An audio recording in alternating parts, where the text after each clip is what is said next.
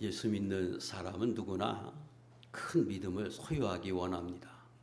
이유는 믿음이 있어야 하나님을 기쁘시게 하고 하나님이 주시는 진정한 의미의 복과 은혜, 구원은 오직 믿음으로만 받기 때문입니다. 오늘 본문에 나오는 이 가나안 여자는 예수님이 그를 향해서 내 믿음이 크다 이렇게 칭찬해 주시고 그 믿음대로 내 소원이 이루어진다고 그에게 축복하셨으므로 오늘 이 시간에 이 여인을 통해서 우리가 교훈을 좀 얻으려고 합니다.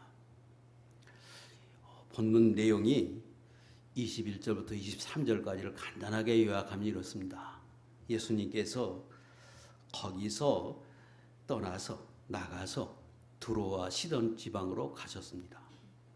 그런데 그곳에서 한 가나안 여자가 예수님께 나와서 구하기를, 예수님 그렇게 부르지 않고 다윗의 자손이여 나를 불쌍히 여기소서, 이렇게 간절하게 부르짖었습니다. 내 딸이 흉악하게 귀신 들렸나이다. 그런데 예수님은 아무 말씀도 하지 않으시고 침묵하셨습니다. 제자들이 옆에 있다가 너무 뒤에서 큰 소리로 계속 부르짖으니까 예수님께 청해서 이 여자가 계속 부르짖으니까 예수님 보내셔서 이렇게 청했습니다. 자, 내용이 간단하게 보이는데 그 내용 안에 특별한 것 몇 가지가 있습니다. 첫 번째는 이 본문에 보면 예수님이 어디를 경유하셨는지 그 경로에 관해서 좀 특별하게 기록했습니다. 오늘 본문 21절에 보면 예수께서 거기서 나가사, 29절에 예수께서 거기서 떠나서, 이게 뭐 이렇게 특별하게 보이는가 그러면 뭐 일상적인 말처럼 보이는데 내용을 가만히 들여다보면 특별합니다. 지금 요 앞에 1절부터 20절까지 내용이 뭐냐면 예수님이 많은 이적을 행하니까 예루살렘에서 바리새인과 사두개인이 예수님께 나왔습니다. 그리고 그들 관계 속에서 있었던 일을 이야기하시고 그리고 거기서 떠나서 어디로 가셨느냐? 두로와 시돈 지방으로 가셨다. 그리고 한 가나안 여자를 만나고 거기서 또 다시 떠나서 어디로 가셨다. 이렇게 기록해서 마치 이 세 사건이 하나로 연결된 것처럼 시간적으로 시차가 없이 이 사건들만 있는 것처럼 그렇게 기록하셨습니다. 특별한 겁니다. 사실은 그 중간중간에 상당한 기간들이 존재하는데 그거 다 생략하고 오로지 그 며칠간에 이런 일들만 있었고 이런 일들만 예수님이 하신 것처럼 기록했다는 거예요. 특별한 겁니다. 두 번째는 본문에 등장하는 이 여인이 어떤 여자인지 그 신분에 관해서 비교적 상세히 기록했습니다. 오늘 본문에 보면 가나안 여자가 그랬습니다. 가나안 여자 그러면 원래 가나안 땅에 살고 있던 사람이지요. 그래서 통칭해서 좀 간단하게 그렇게 이야기할 수 있는데 이 말씀이 마가복음 7장에도 있습니다. 띄우세요. 마가복음 7장 26절, 그 여자는 헬라인이요 수로보니게 족속이다. 정리하면 가나안 여자인데 헬라인이다. 그리고 수로보니게 족속에 속한 여자였다. 이렇게 기록합니다. 아시는 것처럼 성경에 여자에 관한 것 기록할 때에 그저 어디 사는 여자 그게 족합니다. 아니면 한 여자. 그런데 그 여자는 가나안 여자인데 수로보니게 족속에 속하고 헬라인이다. 이방인인데 이렇게 기록했습니다. 특별합니다. 세 번째 특별한 것은 예수님이 지금 그 바리새인들을 떠나서 두로와 시돈이라고 하는 지방으로 가셨습니다. 거기가 어디냐? 저 북쪽에 있는 완전한 이방인 지역입니다. 거리로 보면 50에서 60km로 지금 성인이 빠른 걸음으로 쉬지 않고 걸어도 10시간에 12시간 가야 합니다. 그러니까 대단히 먼 거리예요. 그 거리에 가셔서 예수님이 어떻게 하셨느냐? 마가복음 7장 24절 이건 읽겠습니다. 시작. 예수께서 일어나서 거기서를 떠나 두루 지방으로 가서 한 집에 들어가 아무도 모르게 하시려 하나 숨길 수 없더라. 당시의 교통수단이 걷는 거지요. 자리야 낙이 타는 거고 좋기만 하루는 주무시고 중간에 가셨을 것인데 거기 가셔서 아무에게도 당신이 거기 온 것을 알고 싶지 않았다는 거예요. 그 숨기려고 했는데 드러내서 그래서 사람들이 알았다. 성경은 그렇게 기록하고 거기 가서 그럼 뭘 하셨느냐? 오로지 한 가지 일만 한 것처럼 성경에 기록해 있는데 그게 가난한 여자예요. 그 여자를 만나고 그리고 또 아무것도 안 하고 돌아온 것처럼 말씀하십니다. 결론적으로 보면 이 여자를 만나기 위해서 예수님이 걸어서 나귀를 타서만 하루를 갔다가 아무도 안 만나고 그 여자만 만나고 그리고 돌아오셨다 그런 뜻이잖아요. 특별한 겁니다. 네 번째 특별한 것은 그렇게 가셨으면 그 여자가 대단한 여자이기 때문에 갔을 것이고 지금 그 여자가 소리를 지르면서 예수님께 나와서 다윗의 자손이여 나를 불쌍히 여기소서 내 딸이 귀신이 들렸습니다 하고 계속해서 부르짖는데 예수님 침묵하십니다. 우리가 성경을 보지만 예수님이 이렇게 간절히 부르짖는 사람을 침묵하고 외면하는 일은 거의 존재하지 않습니다. 하도 소리를 지르니까 옆에 있던 제자들이 예수님 저렇게 소리를 지르는데 좀 뭔가 대답 좀 하시든지 뭐 응답을 하시든지 보내시든지 그래야 되지 않겠습니까? 그러기까지 예수님이 아무 말씀 안 하십니다. 특별하지요. 자, 이제 교훈을 얻겠습니다.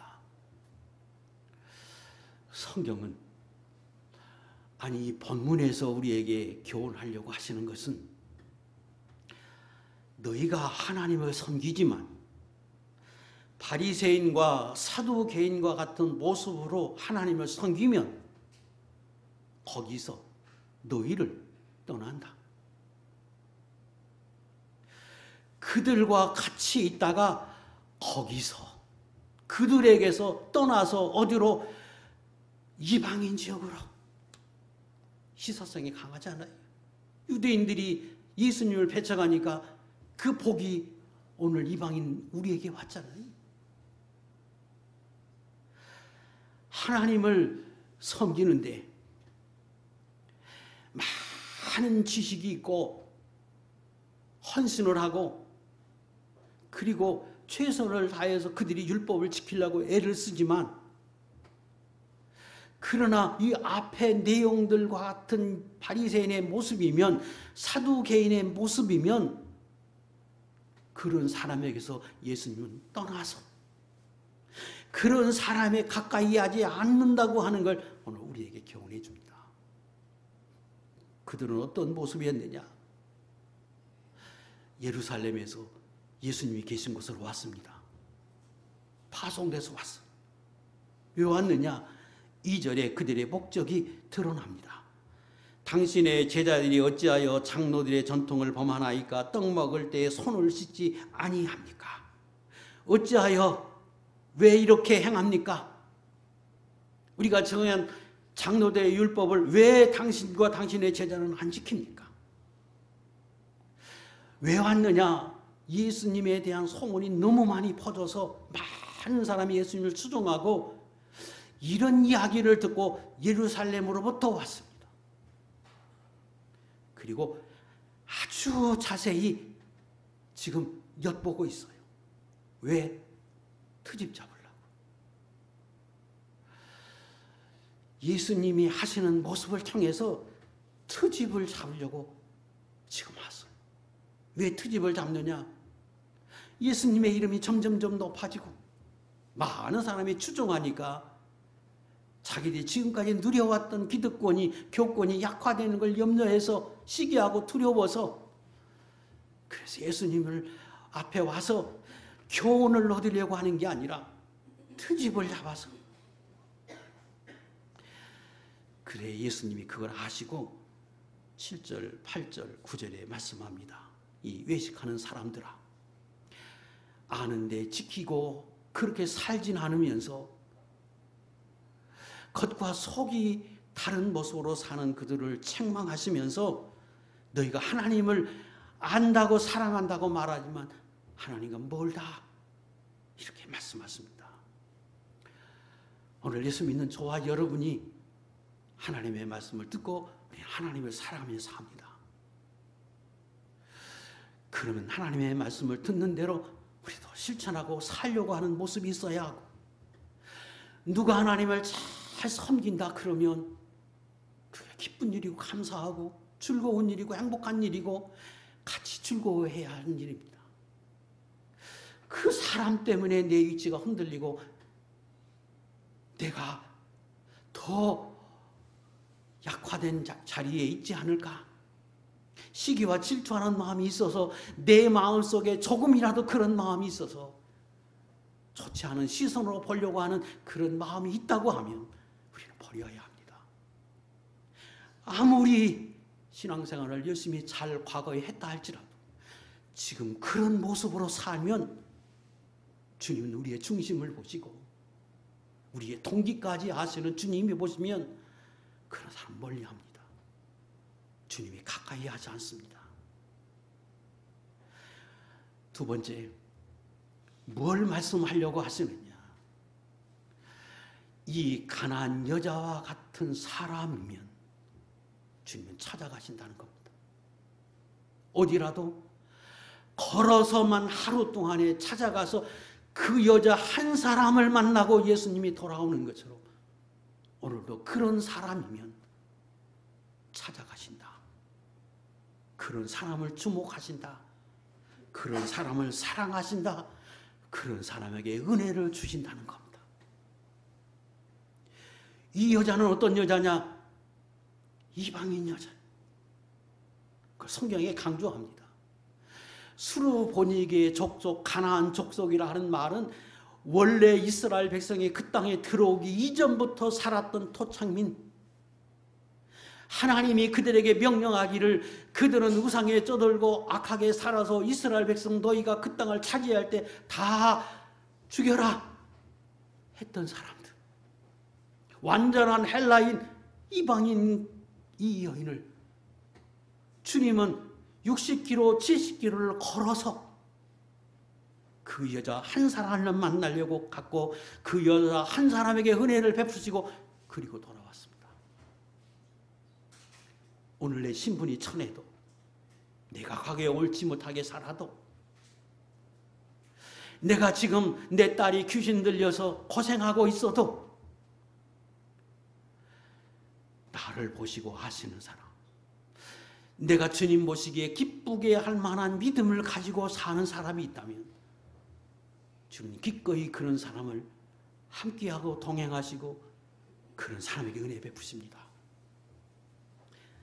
저는 오늘 우리 교회에 아주 작지만 그러나 가난한 여자와 같이 정말로 주님이 기쁘시게 하고 주님이 보시기에, 하나님 보시기에 마음이 합해서 날마다 여러분과 함께하고 여러분의 가정에 함께하고 우리 교회에 함께하고 그래서 날마다 은혜 주고 싶어하는 그런 아름다운 성도, 그런 아름다운 그런 교회가 될 수 있기를 주의 이름으로 축복합니다.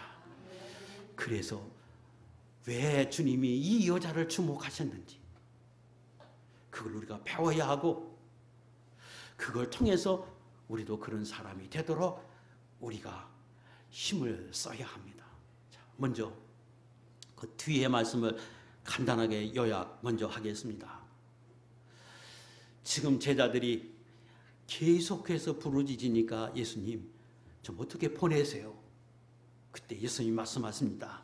나는 이스라엘 집에 잃어버린 양 외에는 다른 데로 보내심을 받지 아니했다고 말씀하십니다. 그러니까 여인이 그 말이 무슨 의미인지 알고, 주여 그래도 나를 도우소서, 나를 불쌍히 여겨주소서. 그때 예수님이 또 한 말씀 하십니다. 자녀의 떡을 취하여 개들에게 던짐이 마땅하지 아니하니라. 그랬더니 여인이 그것 때문에 시험 드는 게 아니고, 주여 올소이다마는 개들도 제 주인의 상에서 떨어지는 부스러기를 먹나이다. 그때 예수님이 그 여인을 바라보면서 내 믿음이 크도다, 내 소원대로 되리라, 이렇게 축복하셨습니다. 자, 먼저 왜 여인이 그렇게 간절히, 지금 잠시 후에 예수님이 내 믿음이 크도다 칭찬했던 그 여인의 그 간절한 부르짖음을 왜 예수님이 침묵하셨을까? 왜 아무 말씀 안 하시고 제자들이 옆에서 재촉하기까지 예수님이 가만히 계셨을까? 이유가 뭘까? 첫 번째, 24절에서 말씀해 줍니다.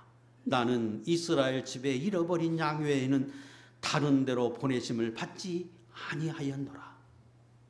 다시 말하면 그 여자가 이방인이기 때문에 나는 이방인을 위해서 온 게 아니고, 하나님이 나를 보내신 것은 이스라엘의 잃어버린 양들을 위해서 나를 보냈기 때문에 너하고 나하고는 상관없다는 말이지. 여기 이스라엘의 잃어버린 양, 이 말은 하나님이 택한 백성이 이스라엘이고, 그 이스라엘 백성이 하나님의 자녀로서 믿음으로 살아야 하는데, 그들이 타락해서 세상의 종이 되고 지금 로마의 종이 돼서 살고 수많은 고난과 역경을 겪으면서 세상의 종이 되어서 다 찢기고 상한 몸으로 사는 그들을 위해서 하나님이 구원자로 보내신 분이 예수님이십니다. 왜? 하나님이 구약의 이스라엘 백성들에게 미리 그걸 아시고 예언하셨거든요. 이사야 35장 4절 5절 읽겠습니다. 시작. 겁내는 자들에게 이르기를 굳세어라, 두려워하지 말라. 보라, 너희 하나님이 오사 보복하시며 갚아주실 것이라. 하나님이 오사 너희를 구원하시리라 하라. 그때에 맹인의 눈이 밝을 것이며 못 듣는 사람의 귀가 열릴 것이며. 두세요. 너희가 원래 하나님의 자녀지요. 이스라엘의 하나님의 자녀로서 살 때 얼마나 특별한 은혜를 누리고 삽니까? 그런데 점점 그들이 타락해서 세상화되어지니까 이게 모든 나라의 종이 되어서 살고 억압을 받고 예루살렘 성이 무너지고 급기야 로마의 지배를 받는 자리까지 나가고, 이제는 하나님을 온전히 섬기는 사람을 찾아버리기 어려울 만큼 연약한 자리에 있어요. 그때 하나님의 예언처럼 하나님이 오신 겁니다. 예수님 하나님의 아들 하나님이십니다. 왜? 예언대로 그들을 구원하시기 위해서. 하나님의 자녀 이스라엘이 양인데, 그 이스라엘이 지금 세상으로 나가 하나님의 볼 때는 잃어버린 양이기에 그들을 구원하기 위해서 온 사람이 나다. 그런데 너네 이방인 아니냐? 그것도 가나안 땅에 속한 원래 멸망받아야 할 그런 백성 아니냐? 그래서 예수님이 의도적으로 침묵하십니다. 자, 그러면 이런 질문을 하지요. 그렇다면 왜 거기를 가십니까, 예수님? 그렇게 박대할 것 같으면 왜 가십니까, 거기를? 아니, 그러면 이전에 수많은 이방인들이 예수님께 나와서 부르짖을 때, 병을 고쳐달라고 할 때, 귀신을 쫓아달라고 할 때 쫓아줬던 그들에게 베푸신 은혜와 긍휼은 어떻게 설명해야 합니까? 맞지요? 왜? 이런 모습은 없었거든요. 그런데 왜 유독 이 여인에게만 이렇게 박절하게 대하고 왜 의도적으로 침묵하시는가? 두 번째 이유는 이 여자가 예수님을 부를 때 다윗의 자손이요 이렇게 불렀습니다. 다윗의 자손이요, 그 말은 하나님이 나중에 하나님의 아들 메시아 하나님이 오셔서 너희를 구원해 주시겠다, 구원자 그리스도를 보내주시겠다고 약속하신 대로 예수님이 오시는데, 그 예수님은 어느 지파 어느 족속을 통해서 오느냐? 다윗의 후손을 통해서 오신다. 다윗의 아버지 이새의 아들 후손을 통해서 오신다. 이게 구약에 계속해서 예언되어 있습니다. 이사야 11장 1절에는 이새의 후손, 이새의 아들, 이새의 자손을 통해서 오신다고 성경에 예언되어 있어요. 다윗의 자손이여, 그 말은 이 여인이 이스라엘 백성에게 구원자로 오시겠다고 약속하셨던 그분이 당신입니다. 그런데 이 고백은 예수님이 그렇게 듣고 싶어 하는 고백이요, 은혜를 입을 수 있는 고백인데, 예수님은 이 여인이 예수님을 향해서 다윗의 자손이라고 고백하는 그 고백을 들으면서도 불구하고 침묵하시, 의도적으로. 이 여인의 이 고백은 대단한 고백이고, 당시에 이스라엘 백성들, 유대인들마저도 이 예수님이 행하시는 것을 보고도 의심하면서 저분이 메시아인가 아닌가, 예레미야인가, 세례 요한인가, 엘리야인가, 그러고 있을 때 이 여인은 예수님을 다윗의 자손 메시아로 그렇게 부르고 있습니다. 대단한 믿음이고 흔히 찾아볼 수 없는 사람입니다. 그런데 예수님이 침묵하십니다. 이유는 이 여인의 그 믿음을 드러내고 이 여인에게 은혜를 주고 복을 주고 오늘 우리에게 교훈하려고 하시는 의도였습니다. 자, 이제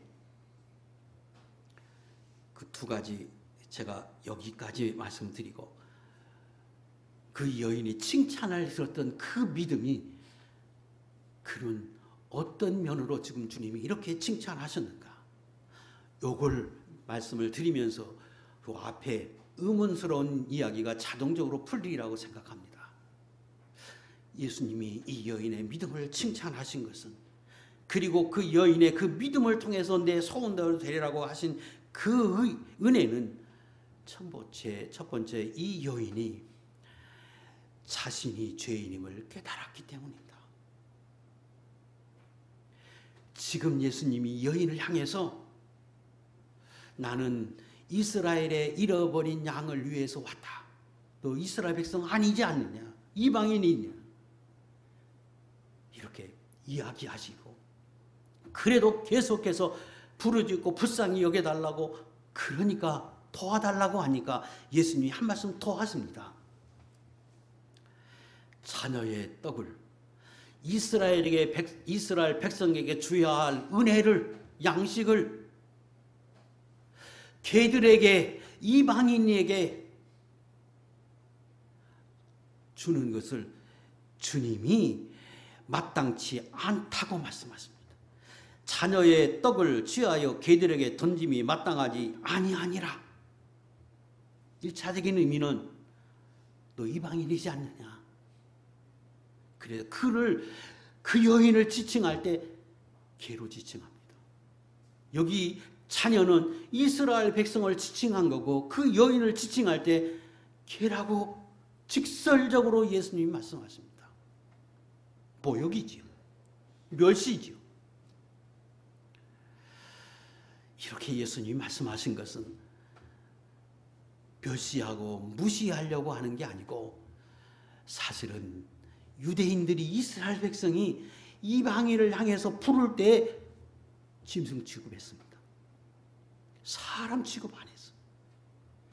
실제로 개로 부르고 사람으로 여기지 않았어요.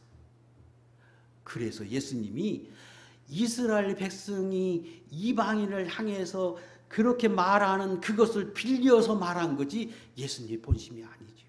이방인 너희를 향해서 이스라엘 백성이 개라고 짐승이라고 하지 않느냐. 그런데 그때 여인이 말하기를 예, 옳습니다. 예, 나는 개와 같은 사람 맞습니다. 몇 가지 의미가 있습니다. 예수님은 그 여인이 그 말이 뭘 의미하는지 예수님은 아셨습니다. 첫 번째, 예, 나는 이방인 맞습니다. 이스라엘 백성이 짐승 취급하는 이방인 맞습니다. 나 그런 사람입니다. 두 번째는 이 말은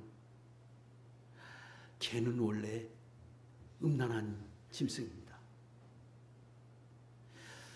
그래서 여기 개라고 짐승 중에 개라고 지칭한 것은 세상 온갖 잡신을 섬기는 사람, 그 이방인들이 원래 가나안 땅에 살고 있던 사람들입니다. 그래서 짐승 중에 그 음란한 지조 없는 개로 비유한 거예요. 예, 맞습니다. 나는 하나님을 섬기는 사람이 아니라 온갖 잡신을 섬기는 그런 여자 맞습니다. 여자의 고백입니다. 세 번째, 개는 물고 뜯고 찢고 그냥 계속 짖습니다. 그래서 많은 짐승 중에 개로 지칭한 그것은 그저 뭐만 있으면 물어 뜯어 비방하고 남 좋은 거보다 안 좋은 거 이야기하고 그리고 나팔 부는 거 좋아하고 예, 맞아요. 제가 그런 사람이고 그렇게 살았습니다. 그런 고백이고 여인이 그걸 아셨어. 그래서 그 여인이 지금 예, 걔 맞습니다. 나 그런 사람 맞습니다. 그 말 속에 예수님이 그 여인의 진정성을 그 여인이 자기가 얼마나 옳지 못한 사람인 것 스스로 고백합니다. 이사야 49장 20절 존귀하나 깨닫지 못하는 사람 멸망하는 짐승이다. 말은 하나님의 말씀입니다. 인간이 하나님이 지으셨는데 하나님의 은혜를 주시는데 하나님이 섭리하는 이 은혜를 잊고 인간이 흙인데 흙을 인간답게 인격적인 존재로 만들어줬더니 창조자 하나님을 모르고 살아요. 섬기지도 않아요. 그래서 하나님이 지칭할 때 멸망하는 짐승과 같다. 그래서 이방인을 이렇게 이스라엘 백성의 성경은 짐승으로 표현했습니다. 이 여인이 정확하게 자기 자신을 알았어요. 그런데 그걸 알고 그리고 주님 앞에 궁리를 구합니다. 예. 그러므로 나는 주님의 도움이 필요합니다. 예, 내가 그런 사람입니다. 그러므로 나를 도우소서. 나는 아무것도 아닙니다. 나는 할 수 없는 사람입니다. 나는 보잘것없는 사람입니다. 예, 그러므로 내가 주님이 필요합니다. 나를 도우소서. 그러므로 나를 도우소서. 주님은 그 여인의 그 중심을 봤습니다. 인간이 내가 어떤 사람인가 아는 것 대단히 중요합니다. 그거에 저 60km 떨어져 있는 곳에서 한 여인이 그렇게 살아가는 그 여인을 주님은 아시고 그 여인을 찾아갑니다. 왜? 은혜 주시려고. 내가 어떤 사람인지. 그래서 내가 너무 연약하기, 내가 너무 죄인으로 살았기에, 내가 너무나 보잘것없는 존재이기에 나는 신이 필요합니다. 나는 창조자인 당신이 필요하고, 이 세상에 오셔서 피 흘려 구원해 주신 그 사랑이 필요하고, 변함없이 우리를 아끼시는 그 하나님의 사랑이 필요합니다. 이게 여인의 심정이었습니다. 오늘도 주님은 내가 그런 존재이기를 원합니다. 자기를 비하라는 말이 아니에요. 정확하게 내 자신을 알라는 것. 나는 죄인입니다. 나는 흙과 같은 존재라, 나는 내 힘으로 살 수 없는 존재입니다. 난 참 부족한 사람입니다. 그러므로 나는 주님이 필요합니다. 마태복음, 마가복음 2장 17절 시작. 예수께서 들으시고 그들에게 이르시되 건강한 자에게는 의사가 쓸데없고 병든 자에게라 쓸데있느니라. 나는 의인을 부르러 온 것이 아니요 죄인을 부르러 왔노라 하시니. 건강한 사람은 의사 필요 없습니다. 의사가 필요한 사람은 병든 사람입니다. 자기가 의인이라고 여기는 사람, 할 수 있다고 여기는 사람은 주님이 필요 없습니다. 나는 주님이 없이는 살 수 없습니다. 나는 주님이 계시지 않으면 나 하나님 앞에 갈 수 없습니다. 거룩한 천국의 거룩한 하나님 앞에 나는 주님의 긍휼을 입지 않고는, 나는 주님의 피로 씻기지 않고는 나는 주님 앞에, 하나님 앞에 갈 수 없는 죄인입니다. 이게 주님이 필요한 사람이고, 주님은 그런 사람을 원하십니다. 여러분이 가고 싶어하는, 제가 가고 싶어하는 천국은 거룩한 곳입니다. 저와 여러분이 만나고 싶어하는 이 세상의 창조자이신 하나님은 너무너무 거룩하신 분입니다. 그래, 누구도 그 앞에 갈 수 없고 그분의 은혜를 입을 수 없고 누구도 그 천국에 들어갈 수 없습니다. 그래서 하나님이 인간을 불쌍히 여겨서 우리를 구원하기 위해서, 살게 하기 위해서 당신의 아들 예수님을 이 땅에 보내서 그분으로 피 흘려 주시고 그 피의 공로로 죄를 씻겨서 그 하나님 앞에 나갈 수 있도록 천국에 들어갈 수 있는 길을 여셨습니다. 그러므로 예수를 믿는다고 하는 건 하나님 앞에 가기 위해서 나를 위해 그 예수님이 보내주셨다고 하는 사실을 믿는 것입니다. 그게 예수 믿는 거예요. 예수님이 하나님의 아들입니다. 지식으로 요구하는 게 아니라 내가 죄인이기에, 내가 너무 부족하기에, 천국에 들어갈 수 없는 사람이기에 예수님의 보혈이 필요하고, 나를 위해서 하나님이 보내주신 그 하나님의 사랑을 힘입어야 하나님의 은혜를 받고 긍휼을 받고 내가 살 수 있음을 알아서 날마다 그 예수님의 보혈을 의지하고 그 예수님 앞에 나가는 것, 이게 예수 믿는 거예요. 이 여인이 지금 그걸 원하고 있습니다. 오늘 저와 여러분이 다 예수 믿는다고 말합니다.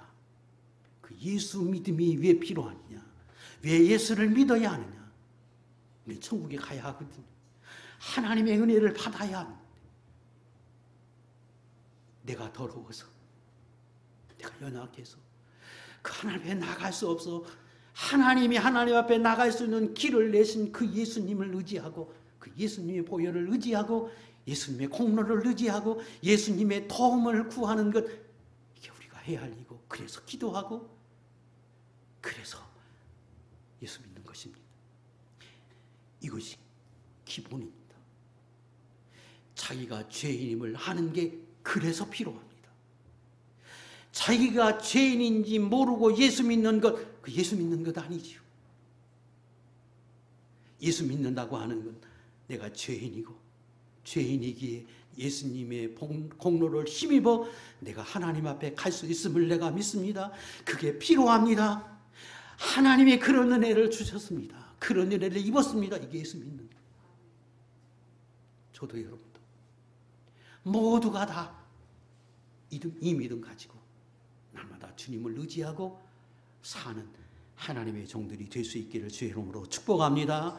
두 번째, 왜 이 여인에게 예수님이 주목하시고 찾아가셨느냐?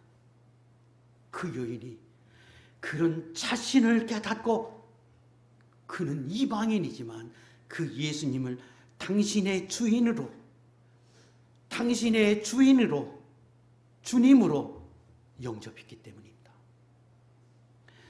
지금 예수님이 나는 이스라엘 집에 잃어버린 양 외에는 다른 데로 보내심을 받지 아니하였노라 그랬더니 여자가 예 하고 나를 도우소서.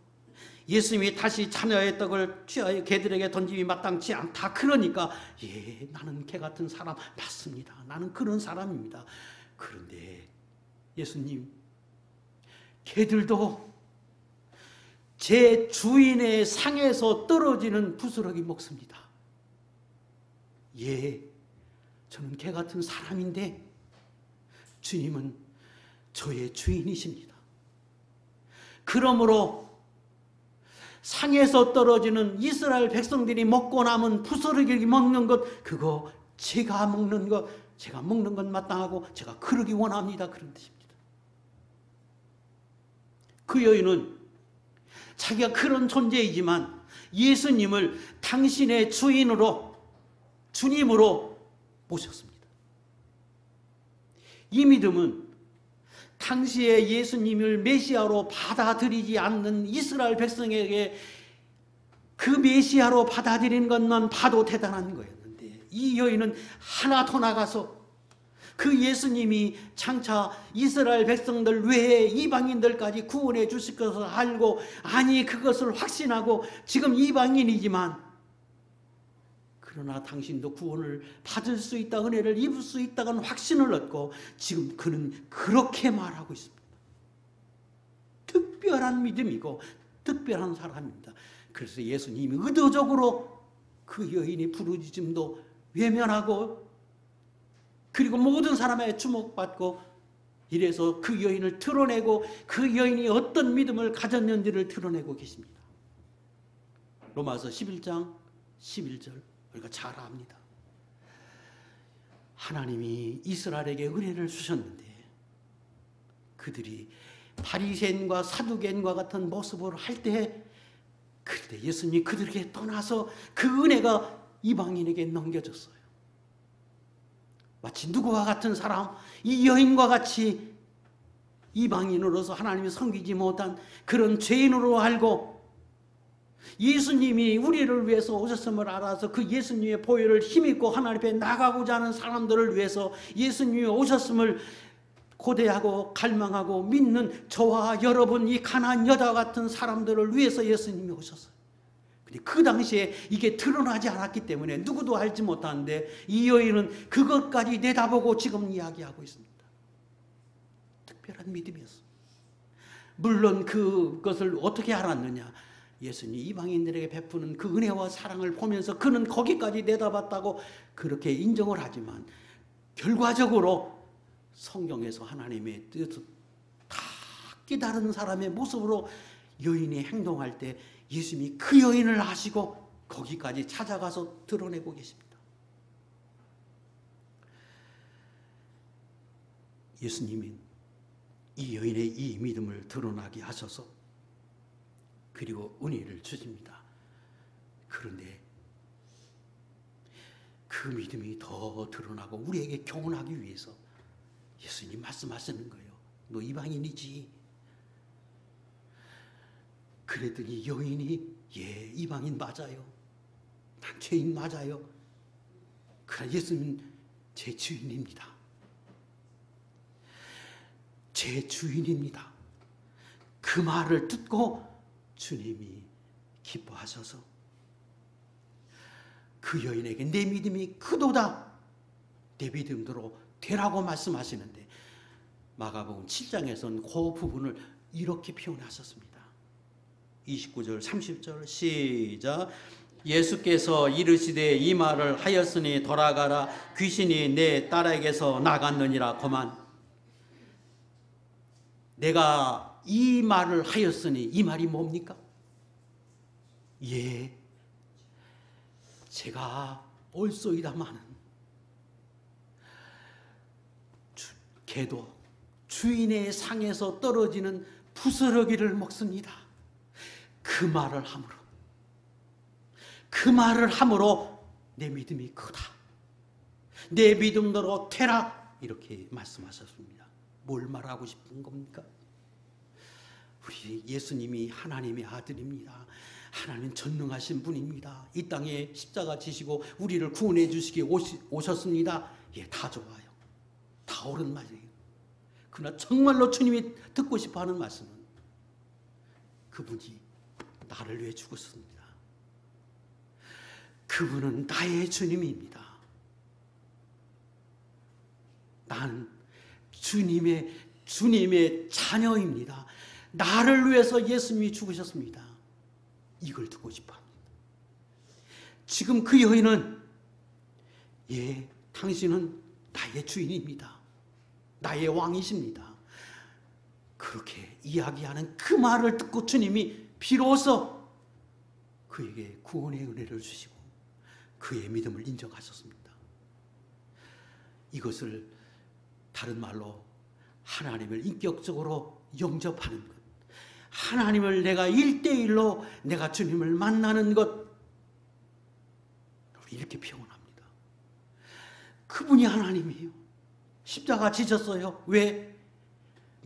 많은 사람을 구원하기 위해서. 맞아요. 다 맞아요. 근데 그분과 너희가 뭔 상관이냐? 예수님이 지금 말씀하는 거예요. 그래, 다윗의 후손으로 왔어. 그런데 너하고 나하고 무슨 상관이 있느냐? 그랬더니 그 여인이 말해요. 당신은 나의 주님입니다. 나를 위해서 오셨습니다. 나를 위해 십자가 지셨습니다. 그 말을 함에 주님이 기뻐하시고, 그 말을 함에 그가 믿음의 고백을 들으시고 주님이 구원의 은혜를 베푸셨다는 거예요. 저는 우리 교회 나오신 분들이 복음을 깨달아서, 진리를 깨달아서 예수님이 십자가 지심이 나를 위해 지셨고, 나를 위해 고난을 당하셨고, 나를 위해 부활하셨음을 믿어서 하나님과의 1대1의 관계가 다 정립이 되고 그런 믿음으로 살아가는 거룩한 종들 될 수 있기를 축복합니다. 그래서 예수님이 12 제자들이 모인 곳에서 묻습니다. 사람들이 나를 누구라 하느냐? 예, 세례 요한이라고도 하고 엘리야라고도 하고 에레미야라고도 하고 또 다른 선지자라고 말합니다. 그래, 너는 나를 뭐라고 하느냐? 너희는 나를 누구라고 하느냐? 예, 주님 그리스도시요 살아계신 하나님의 아들입니다. 예, 주님은 나를 위해 죽으신 분입니다. 하나님이 보내신 하나님의 아들입니다. 나는 그렇게 믿습니다. 그때 주님이 기뻐하시고 내가 복이 있다, 시므나 내가 복이 있다, 이렇게 칭찬해 주었습니다. 세 번째, 이 여인의 이 믿음이 이렇게 예수님에게 칭찬을 듣고 드러내고 싶어 하시는 그 믿음은 산 믿음이기 때문입니다. 이 여인은 지금 예수님을 하나님으로 믿었습니다. 다윗의 후손으로 오신 분, 메시아 하나님, 하나님의 아들로 믿었습니다. 그러므로 귀신 들린 내 딸의 문제 해결해 줄 믿고 그는 나와서 부르짖습니다. 네 안에 계신 분이 하나님이라고 믿으면 우리가 뭘 먹고 하겠습니까? 뭘 실망하고 좌절하고 구하지 못할 게 뭐가 있습니까? 정말로 믿는다면 구해야 되지 않겠습니까? 믿는데 안 구한다? 그 믿음 아니지요. 이 여인은 정말로 그분이 하나님이라고 믿었기 때문에 누가 말하고 하든 침묵하든 계속해서 부르짖습니다. 그가 하나님이기 때문에 자기를 개로 불러도 그렇게 멸시해도 시험 들지 않습니다. 떠나가지 않아요. 네 안에 계신 하나님, 하나님이 정말로 살아계신, 내가 하나님의 자녀이면, 내가 그분을 믿고 섬기려고 교회에 나와서 하나님을 섬기면 왜 시험 듭니까? 왜 넘어집니까? 하나님을 섬기는데, 하나님 때문에 내가 교회에 나왔고 하나님을 믿으려고 나왔는데 왜 사람 때문에 넘어집니까? 그 믿음 없는 겁니다. 산 믿음 아닙니다. 하나님을 믿기 때문에 그 누가 뭐라고 해도 좌절하지 않습니다. 끝까지 붙들고 주님이 그 뭐라고 해도 흔들지 않습니다. 마치 자녀가 부모가 뭐라고 하든 돌아서면 다시 부모님을 섬깁니다. 우리는 그래야 합니다. 내가 섬기는 하나님, 창조자시고 나를 위해 십자가 지신 분입니다. 그러므로 그 어떤 것에 흔들리고 요동하지 않고 주님을 끝까지 섬기는 것, 이게 산 믿음입니다. 요인의 그 믿음을 주님이 시험하시고 그 믿음을 드러내셨습니다. 또 이 여인의 믿음은 순종하는 믿음이고 정말로 믿었습니다. 지금 예수님께 나올 때에 자기 딸을 데리고 나온 게 아닙니다. 예수님 말씀만 하십시오. 예수님이 명령하시면, 기도하시면 치료될 수 있다고 믿고 집에 딸을 두고 데리고 나왔습니다. 그랬더니 예수님이 내 믿음이 크도다, 내 믿음대로 되리라. 그래서 그 딸이 치료됩니다. 예수님이 그 부분을 마가복음 7장에서는 내가 이 말을 하였으니, 내가 나를 영접했으므로, 내가 나를 그렇게 믿었으므로 내 소원대로 되리라. 그리고 지게에 가봤더니 그때 그 예수님이 명령하는 그 시점에 자기 딸에게서 귀신이 나갔습니다. 정말로 산 믿음, 순종하는 믿음, 하나님을 믿는 그런 믿음의 소유자였습니다. 기억합시다. 저도 여러분도 세상의 수많은 사람과 비교하면 저 두루와 시돈에 사는 보잘것없는 그 불쌍한 그 한 여인과 같은 사람일 수 있습니다.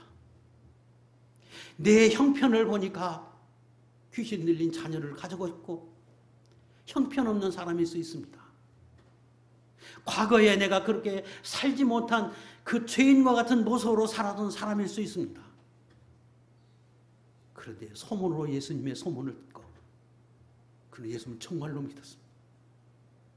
그리고 그 주님을 당신의 주인으로 정말로 모셨습니다. 그리고 삶으로 그 믿음이 드러나도록 실제로 살았습니다.